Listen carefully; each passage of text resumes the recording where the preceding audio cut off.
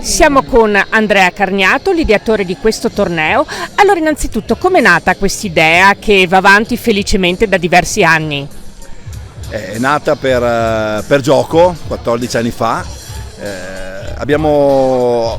Ho comunicato, ho chiesto alle autorità comunali se mi concedevano l'utilizzo di Piazza dei Signori per un giorno, perché volevo fare un torneo con ragazzi con disabilità intellettive.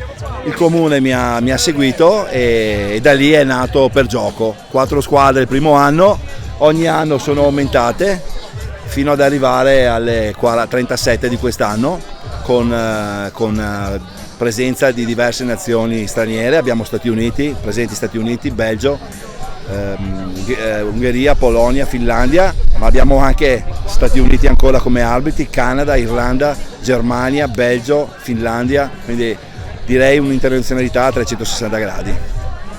Qual è lo scopo di questa iniziativa?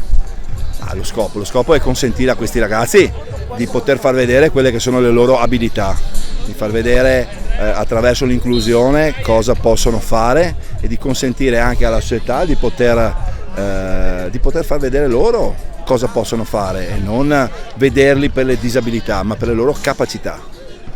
Ci sono infatti ragazzi sia con disabilità che senza disabilità, il tutto all'insegna dell'inclusione. Assolutamente sì, questo sport prevede contemporaneamente il gioco tra ragazzi, tra atleti, perché stiamo parlando di atleti con disabilità e atleti partner e di conseguenza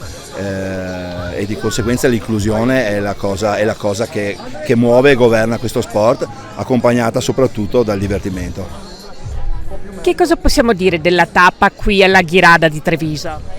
Ormai è il 4° anno che la Ghirada ci ospita e, come ho detto prima, avevamo iniziato a farlo in Piazza dei Signori grazie al sindaco e il vice sindaco che ci hanno sempre appoggiato. Da 4 anni appunto siamo qua e questa è una città dello sport che si presta a questo sport e abbiamo tutto e per la prima volta quest'anno giochiamo sia sui campi all'aperto che sui campi che sulle 2 palestre e speriamo di continuare con questa avventura. Al di là di quelli che possono essere i risultati, c'è tantissima partecipazione di gente. Ci sono sicuramente 37 squadre che corrispondono quasi a 500 persone tra atleti e giocatori. Abbiamo familiari, ma ci sono anche tanta gente che viene a vedere cosa possiamo fare, cosa possiamo far vedere loro. Penso che sia sicuramente un bel successo. Il tutto fa ben sperare anche per il prosieguo, per il futuro. Certo, per quest'anno per la prima volta abbiamo avuto i patrocini di Special Olympics Italia e Special Olympics Europe ed Eurasia, che ci hanno consentito di essere nell'ambito del basket unificato la manifestazione più grossa a livello Europa e Eurasia del 2025.